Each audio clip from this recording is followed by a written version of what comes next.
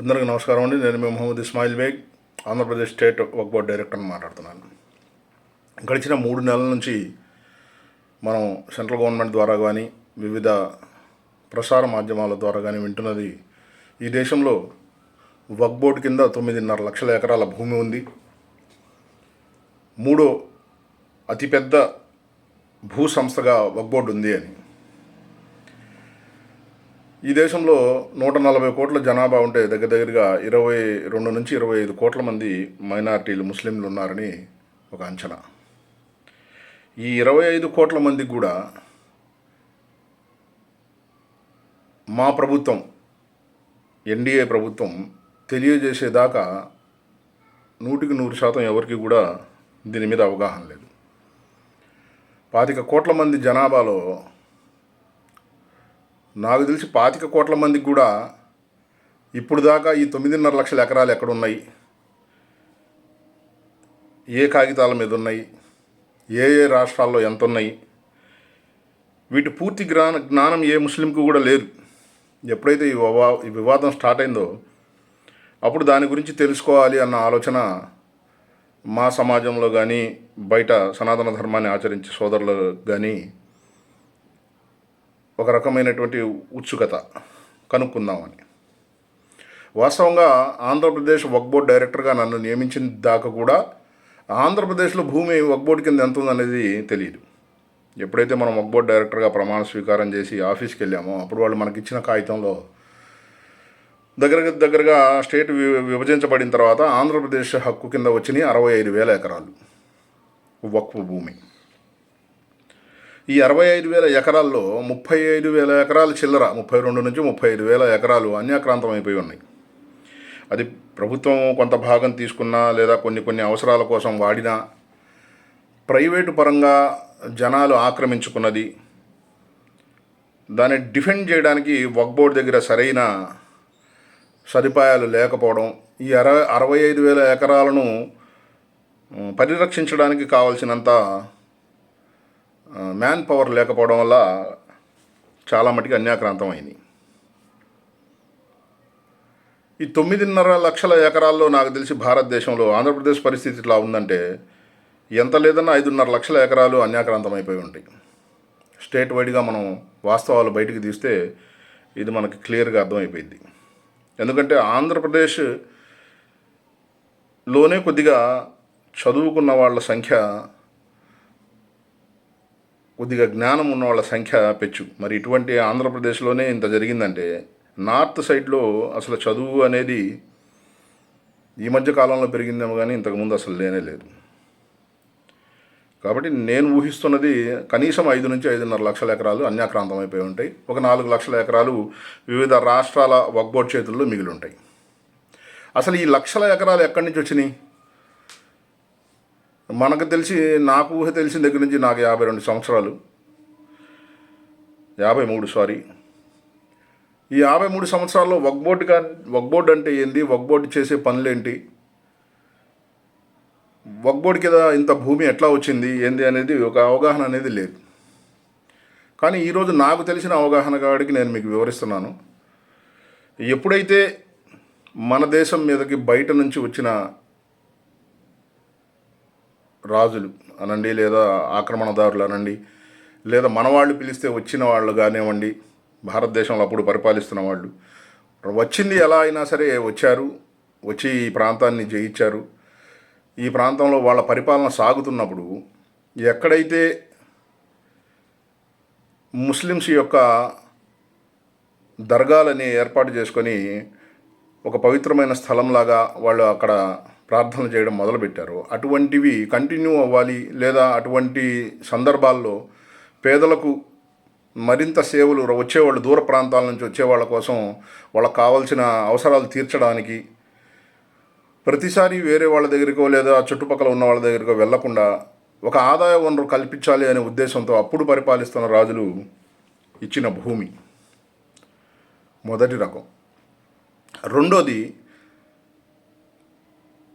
అప్పటి నుంచి కానీ స్వాతంత్రం వచ్చిన తర్వాత కానీ ఇక్కడ ఎవరైతే ముస్లింలు ఈ దేశంలో ఉన్న సనాతన ధర్మాన్ని ఆచరిస్తున్న సోదరులతో మనం కలిసి జీవిద్దామనే నిర్ణయం తీసుకొని ఇక్కడ ఉండిపోయారు, వాళ్ళు తమ తమ ప్రాంతాల్లో పీర్ల చావుళ్ళు కానీ లేదా తమ తమ ప్రాంతాల్లో అప్పుడు కొత్తగా ఆ, ఏర్పాటు చేసుకున్న దర్గాలు కానీ వాటి నిమిత్తము లేదా మసీదులు ఎక్కడైతే ప్రార్థన చేసుకుందాం ఒక 200-300 ఇళ్ళు ఒక చోట ఉన్న వాళ్ళు ఒక మసీదుని కంపల్సరీ ఏర్పాటు చేసుకుంటారు.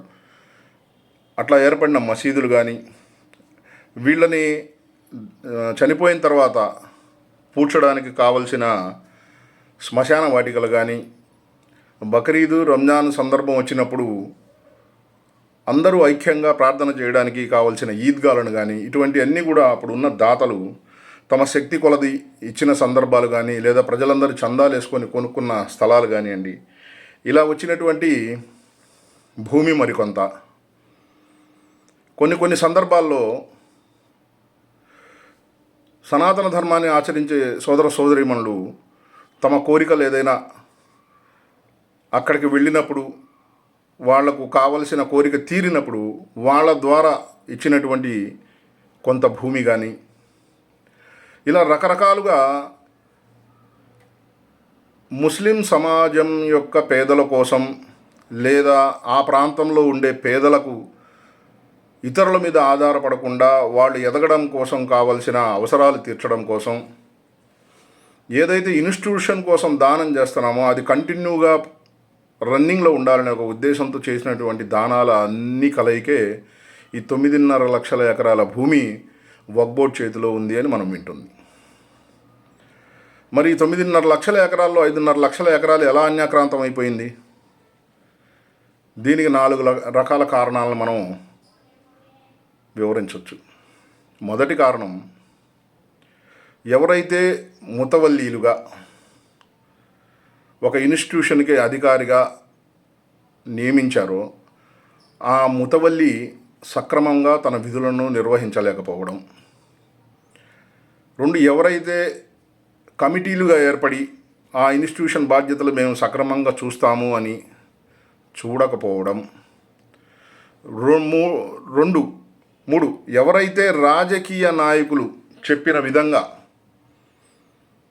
తమ వాళ్ళ ఆస్తులను ఇది మనది కాదు కదా, మనం తప్పు చేసినా ప్రశ్నించే వాళ్ళు ఎవరు లేరు కదా దీనికి అనే ఒక ఉద్దేశంతో రాజకీయ నాయకులు చెప్పినట్టు ఆ ప్రాంతంలో ఉన్న వాళ్లకు హక్కును కల్పిస్తూ వీళ్ళు హక్కు వదులుకుంటూ వాళ్ళు కబ్జా చేస్తున్నా కూడా చూస్తూ ఉండిపోయినటువంటి ముతవల్లీలు కమిటీలు కొంతమంది.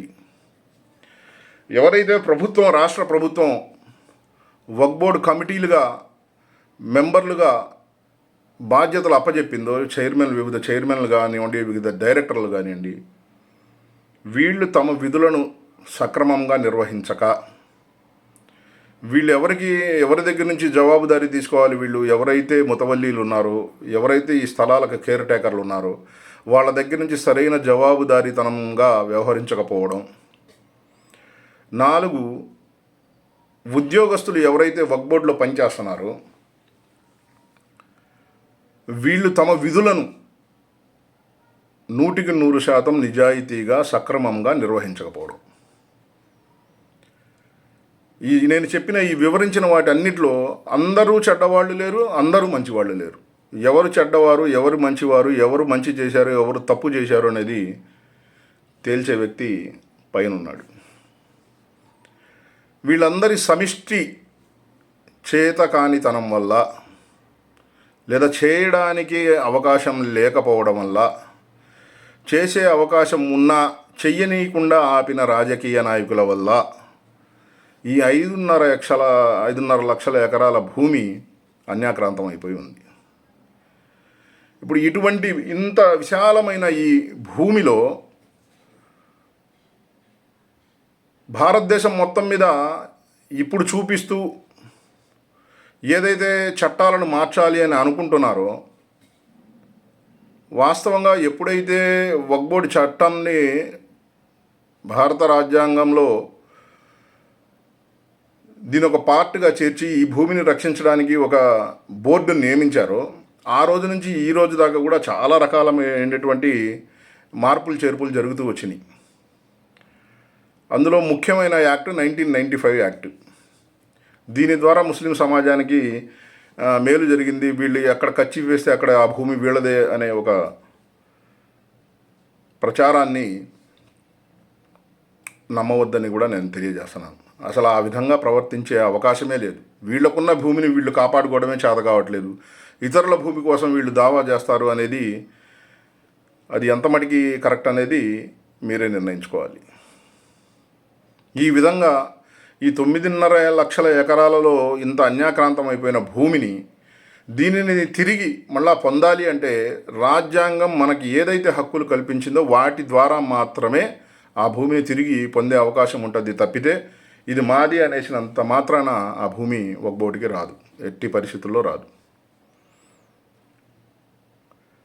కాబట్టి నేను మీ అందరికి కూడా వివరిస్తుంది ఒకటే, ముందు మన ప్రాంతంలో ఉన్న వక్ఫ్ బోర్డు యొక్క భూములు ఏంటి, ప్రతి ఒక్క నియోజకవర్గంలో ఉన్న ముస్లింలు బాధ్యతాయుతంగా తెలుసుకొని ఎవరైతే బాధ్యత తీసుకుంటున్నారో ఆ బాధ్యత తీసుకుంటున్న వ్యక్తులు సక్రమంగా బాధ్యత నిర్వహిస్తున్నారా లేదా అనేది కూడా మీరు కూడా గమనించండి. ఎందుకంటే మొత్తం బోర్డే చేయాలి, మొత్తం ఉద్యోగస్తులే చేయాలి అంటే ప్రస్తుతం ఉన్న పరిస్థితుల్లో మొత్తం బోర్డులో ఉన్న ఉద్యోగస్తుల సంఖ్య 74, 75 స్టేట్ వైడ్గా. వీళ్ళకు జీతాలు చెల్లించడానికే వక్ఫ్ బోర్డు దగ్గర సరైన నిధులు లేవు. రాబోయే రోజుల్లో ఇప్పుడున్న కమిటీ ఏ విధంగా ఆదాయాన్ని పెంచాలి, ఏ విధంగా సక్రమమైన మార్గంలో అందరికీ మేలు చేయాలి అనే ఒక ఆలోచన చేస్తుంది. తప్పకుండా మీ అందరికీ కూడా న్యాయం జరిగే విధంగా రాబోయే రోజుల్లో మా విధులు బాధ్యతలు నిర్వహిస్తామని తెలియజేస్తూ, నాకు తెలిసినంత మటుకి నేను మీకు క్షుణ్ణంగా కాకపోయినా మినిమం అర్థమయ్యే విధంగా వివరించానని అనుకుంటూ సెలవు తీసుకుంటున్నాను. జై హింద్.